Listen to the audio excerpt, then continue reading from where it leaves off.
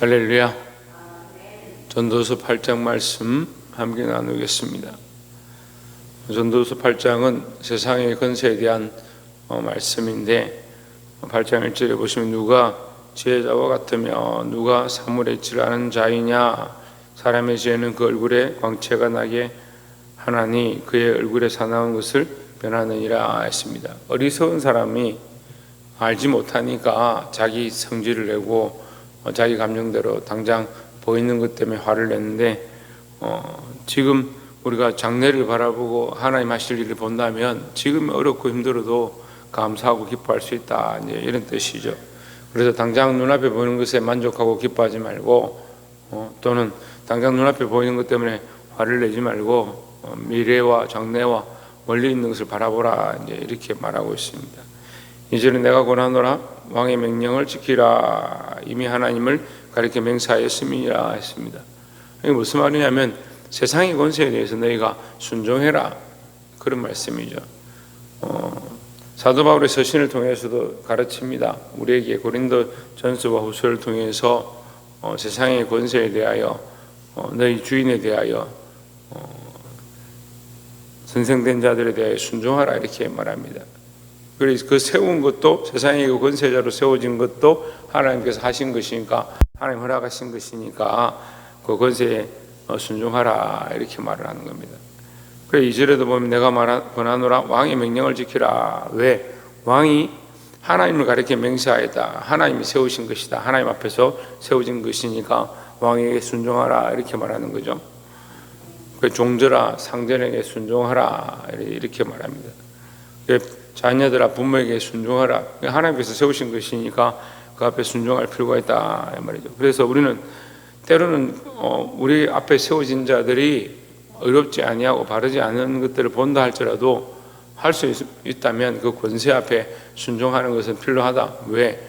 질서를 위해서, 하나님 세우신 방법들을 위해서 우리는 사회 질서를 따르고 법 규범을 지킬 필요는 있다라는 거죠.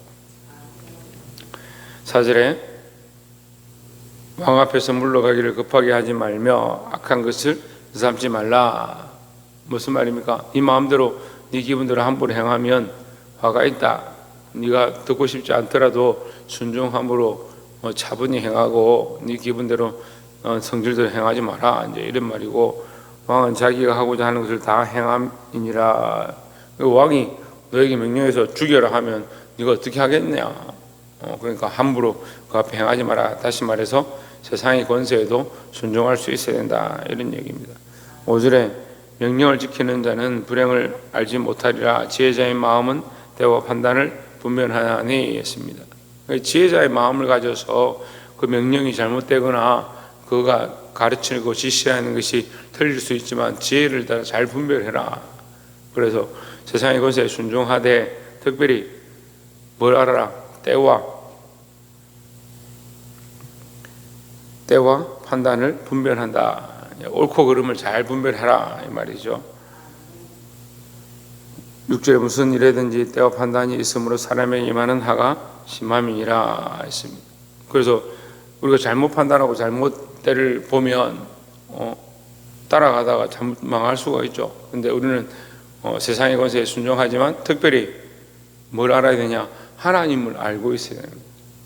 그 세상의 권세에 순종하고 복종하지만 하나님의 말씀이 더 귀하고 하나님 뜻이 더 귀하니까 결국은 우리는 하나님 앞에 순종하는 겁니다. 세워진 자에게 순종하는 것처럼 보이지만 될 수 있으면 사회 질서와 세워진 대로 순종하고 나아가지만 우리는 결국은 하나님의 백성이니까 잘못된 것, 말씀을 불순종하게 한다든지 우상을 숭배하게 한다든지 죄를 범하게 하는 것들은 때와 판단을 가지고 잘 분별해서 지혜롭게 승리해야 될 줄 믿습니다. 그게 지혜자의 모습이다. 불순종하고 무조건 자기 마음대로 하는 것도 문제고, 너무 순종해서 하나님의 말씀까지 벗어나는 것도 문제다. 그러니까 지혜롭게 하나님의 말씀을 가지고 하나님의 마음으로 때와 판단을 가지고 승리하시기를 주의 이름으로 축원합니다.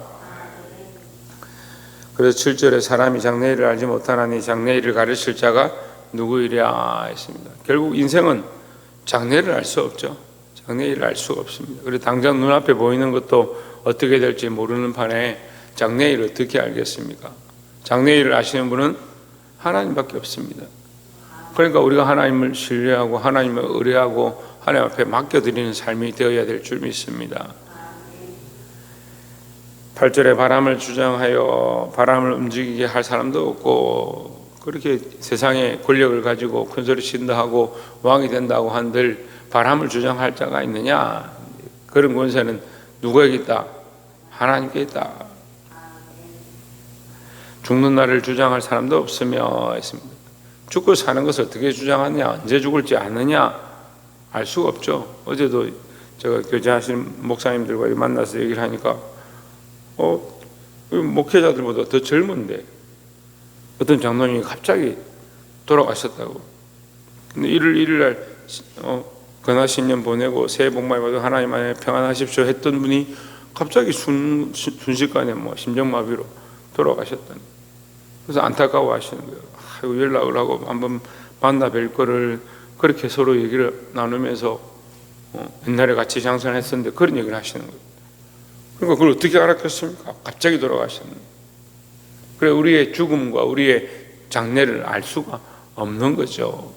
그래, 인생이 큰 소리를 이렇게 막 치고 내가 이렇게 할 수 있니 저렇게 할 수 있니, 내가 어떤 사람이 이렇게 한다 할지라도 우리의 장래와 우리의 미래를, 우리의 죽는 날을 알 수 없고, 우리가 바람을 잡으려고 한다고 해서 바람을 잡을 수 있고 조정할 수 있는 사람은 없다라는 겁니다. 그리고 다시 말해서 하나님밖에 없습니다. 하나님의 능력을 우리가 믿고 하나님 신뢰하시기를 주의 이름으로 축원합니다.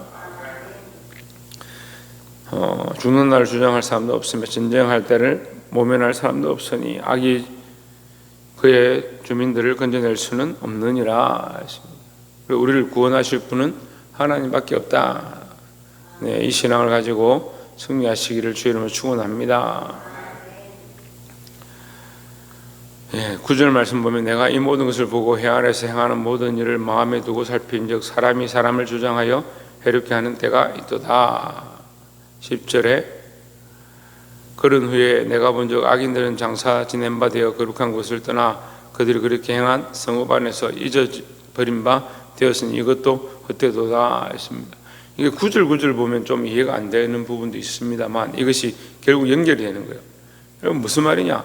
악인들은 지금 잘 되는 것처럼 보이고 때로는 의인들이 악인 때문에 괴로움을 당하고 고통을 당하는 것처럼 보이지만 결국은 뭐다?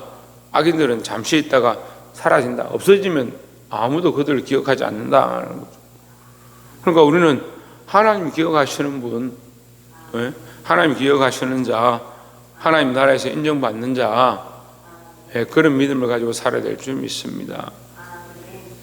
13절에 악인은 잘 되지 못하며 장수하지 못하고 그날이 그림자와 같으리니 이는 하나님을 경외하지 아니함이라 했습니다. 우리가 두 번째 알아야 될 말씀, 악인은 기억되지 못한다. 그럼 우리는 어떻게 해야 되냐? 하나님을 경외하는 자, 하나님 경외하는 것이 뭐라고요? 지식의 근본이다. 그 지혜로운 사람은 어떤 사람이냐? 하나님 경외함을 배우고 하나님 경외하는 것을 아는 사람이 지혜로운 사람들이다. 왜 우리 장래를 좀 안다. 내가 지금 당장 일어날 것들이 어떻게 될 줄 내가 이렇게 하면 잘 될 거다. 그렇게 해서 지혜로운 게 아니고 하나님을 아는 것이 지혜다. 그래서 잠시 이 땅에 잘 되는 것처럼 보이고 이 땅에 흥하는 것처럼 보인다 하더라도 하나님 모르면 그건 지혜가 아니에요. 근데 세상은 뭐라고 합니까? 그런 사람 지혜롭다. 재벌들이 지혜롭다. 재벌들의 아들들이 지혜롭다. 천만의 말씀이에요. 우리는 하나님 아는 것을 참된 지혜로 알고 하나님 경외하는 것이 지식의 근본임을 아는 저와 여러분 되시기를 주의 이름으로 축원합니다. 다시 말하면 하나님을 경외함으로 지혜를 얻는 자들, 저와 여러분 그런 지혜자인 줄 믿습니다. 14절에 세상에서 행해지는 헛된 일이 있나니 곧 악인들의 행위에 따라 벌을 받는 의인들도 있고 의인들의 행위에 따라 상을 받는 악인들도 있다는 것이라. 내가 이르노니 이것도 헛되도다 했습니다. 자, 이게 무슨 말이냐면 때로는 악한 왕이나 악한 지도자가 있어서 사람들이 이렇게 이끌고 가다가 다 망하는 경우가 있어요. 또는 자기는 별로 착하지 않는데 앞에 어려운 사람이 있어서 그 사람들을 인도해 하다가 그 사람들이 잘 되는 그런 경우가 있다는 거예요. 근데 그 의인 때문에 상을 받는 경우도 있고 그 악인 때문에 벌을 받는 경우도 있다. 이게 참 잘못된 거 아니냐 그렇게 생각할 수 있지만 그건 너희 생각이고 너희들 생각이고 결국 뭐냐, 이것도 헛되다. 왜 헛됩니까? 잠시 그 사람들이 잘 되는 것은 보일지라도 아까 방금 뭐랬어요? 악인들은 사라지면 아무도 기억하지 않는다 했으니까 하나님은 의인들을 기억하시고 지혜자들을 기억하니까 잠깐 세상에서 잘 되는 것처럼 보이고 잠깐 악인들이 흥하고 의인들이 쇠하는 것처럼 보인다 할지라도 그것에 너무 연연하지 마라. 왜? 그건 바람을 잡는 것처럼 잠깐 지나가는 것이고 헛된 것이다 라는 거죠. 결국은 하나님께서 그것을 다 관찰하시고 관할하시고 그것을 결국은 상을 주실 자를 상을 주고 벌을 주실 자를 벌을 주니까 어제도 우리가 계시록 말씀 마무리하면서 말씀했습니다. 그들이 행한 대로 어떻게 하냐, 갚아주리라 했으니까 악을 행한 자는 악한 대로 의를 행한 자는 의의 길로 인도하신다고 했으니까 우리가 이 지혜를 깨달아서 그리스도 안에 있음으로 하나님 나라의 영원한 상급을 받을 수 있는, 하나님 앞에 칭찬을 받을 수 있는 저와 여러분 되시기를 주의 이름으로 축원합니다.